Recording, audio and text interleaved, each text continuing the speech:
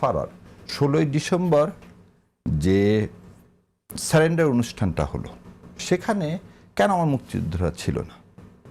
এই মুক্তিযুদ্ধটা তো আমাদের সবার, একটা লোকের কিন্তু না। কিন্তু এখানে আমি একটু অ্যাড করি, আপনি বাংলাদেশ ফোর্সের যে ওখানে উপস্থিতি ছিল, এই যে এগ্রিমেন্টের মধ্যে আত্মসমর্পণের যে দলিল, সেই দলিলে কিন্তু বাংলাদেশ ফোর্সের কথা উল্লেখ করা ছিল, সেটাও আপনাকে বলতে হবে। তা আপনি শুধু ভারতের কথা বলছেন, কিন্তু একটি অংশ তো আপনি অনুজ্জ রেখে যাচ্ছেন। আচ্ছা, এইটা আমি দেখলাম, আমি একটু সেজন্য আজকে নিয়ে এসেছি ইনস্ট্রুমেন্ট অফ সারেন্ডার।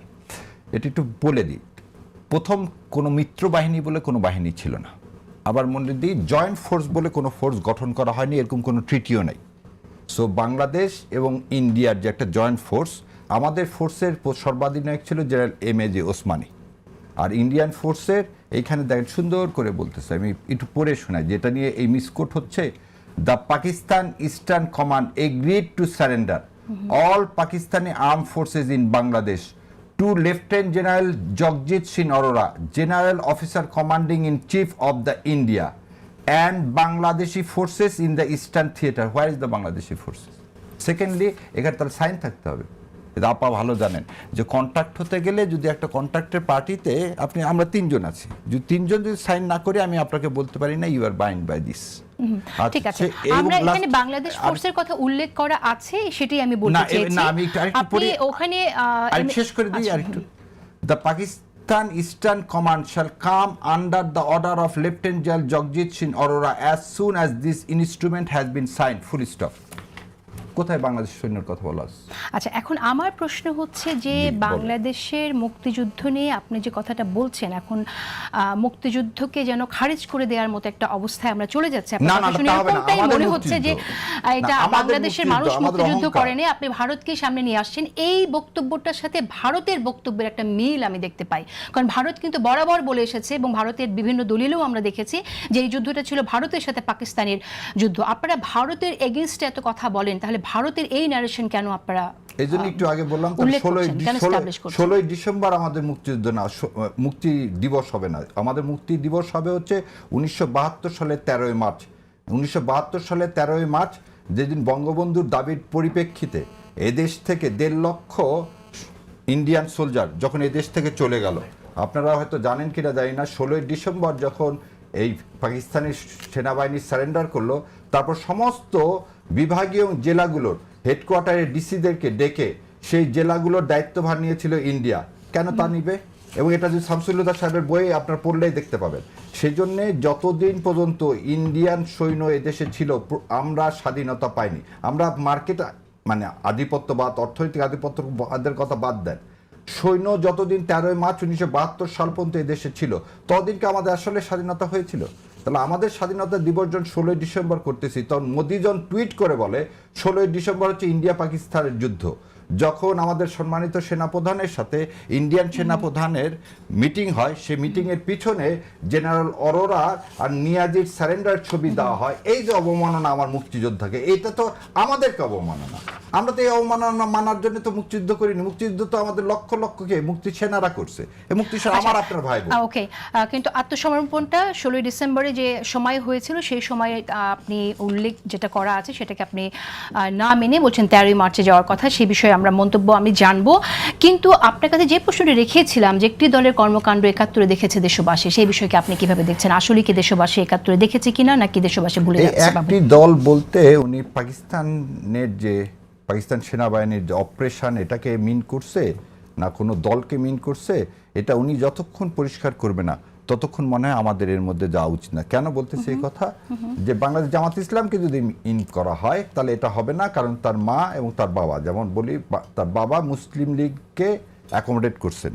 ন্যাপ এবং মুসলিম লীগ দুইটার মধ্যে দিয়ে বিএনপির উৎপত্তি, এবং শাহ আজিজুর রহমান, জাদু মিয়া দুইজনাই কিন্তু সেন্টেন্স খাটা। আবার বলে দিচ্ছি, শাহ আজিজুর রহমান 5 বছর না, জাদু মিয়া 5 বছর জেলে খাটছিলেন যুদ্ধ অপরাধের জন্য, আর শাহ আজিজুর রহমান 2 বছর জেলে খাটছিলেন। সো যেখানে কনসিলিয়েশন করছেন তার বাবার আদর্শ থেকে সে তারেক রহমান বিচ্যুতি হবে এটা আশা করি না।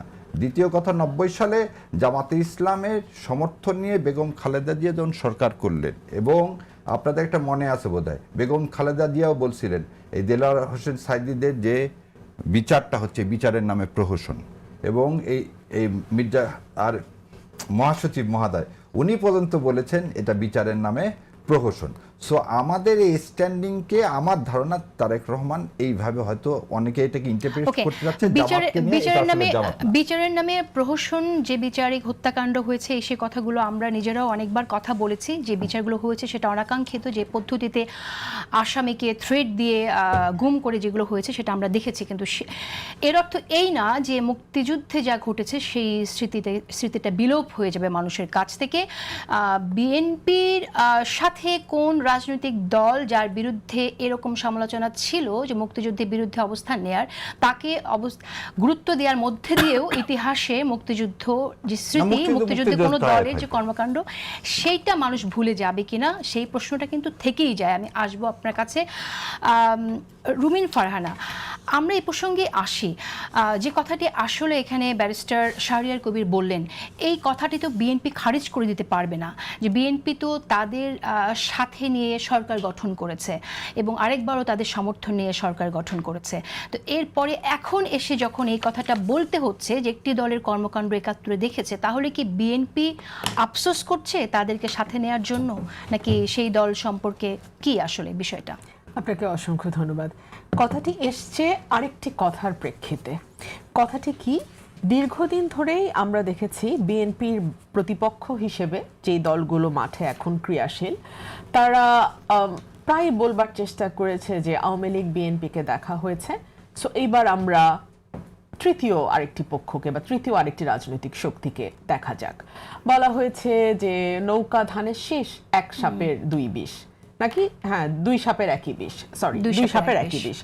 তো এই যে কথাগুলো, এই যে ন্যারেটিভগুলো দীর্ঘদিন ধরে রাজনীতির মাঠে এখন চর্চিত হচ্ছে, তাহলে তো পাল্টা বিএনপিও প্রশ্ন করতে পারে যে যখন জামায়াতে ইসলাম বিএনপির সঙ্গে 2001 সালে জোটবদ্ধভাবে ইলেকশন করলো, বিএনপির গভর্নমেন্টে গেল, বিএনপির দুজন মন্ত্রী জামায়াতে ইসলাম থেকে দায়িত্ব পালন করলেন, তখন কি তারা জানতেন না যে দুই সাপের একই বিষ? কিংবা তখন কি তাদের মনে হয় নাই যে বিএনপি চাঁদাবাজ, হেন তেন আজকাল যে ইয়েগুলো সামনে আসছে, তো সেই সময় কি তাদের এই কথাগুলো মনে হয় নাই? তো একই প্রশ্ন কিন্তু বিএনপিও রাখতে পারে। বরং বিষয়টিকে আমি এভাবে দেখি, সামনে নির্বাচন, প্রত্যেকটি রাজনৈতিক দল চেষ্টা করছে তাদের ভোট ব্যাংক আরো কতটুকু বাড়ানো যায়। প্রত্যেকটি রাজনৈতিক দল চেষ্টা করছে যে এইবার একটা সুষ্ঠু নির্বাচনের মাধ্যমে যদি তারা সরকার গঠন করতে পারে। প্রতিটি রাজনৈতিক দল চিন্তা করছে, হয়তো যাদের ভোট কিছুটা কম, যে তারা কত বেশি আসন সংখ্যা কত বেশি বাড়ানো সম্ভব। সো এইগুলো হিসাব মাথায় রেখেই ভোট ব্যাংক বাড়ানোর যে একটা প্রতিযোগিতা, সেটাকে খুব খারাপভাবে দেখবারও কিছু নাই। নির্বাচনকে সামনে রেখে আমি মনে করি এই ধরনের চাপান উত্তর চলতে পারে এবং দলগুলো পরস্পরের যদি মনে করে যে দুর্বলতা কিংবা পরস্পরের যেই জায়গাগুলোকে তারা মনে করে মানুষের চোখের সামনে নিয়ে আসলে তার ভোট কিছুটা বাড়বে, ওই দলের ভোট কিছুটা কমবে, সেগুলো আনতেই পারে। এটা খুব স্বাভাবিক। তার মানে এগুলো আসলে কিছু মিন করে না, এটা ভোট ব্যাংক আরো একটু বড় করার জন্য, স্ট্রঙ্গার করার জন্য শুধু বলা হচ্ছে। একটা হচ্ছে যে ভোট ব্যাংক বাড়ানোর ব্যাপার আছে, দুই হচ্ছে কাউন্টার। আপনি একটা ন্যারেটিভ যদি বাজারে দেন আমার বিপক্ষে, ডেফিনেটলি সেটা কাউন্টার করবার জন্য আমি আরেকটা ন্যারেটিভ আনবো। সো এটাকে আমি এভাবেই দেখতে চাই।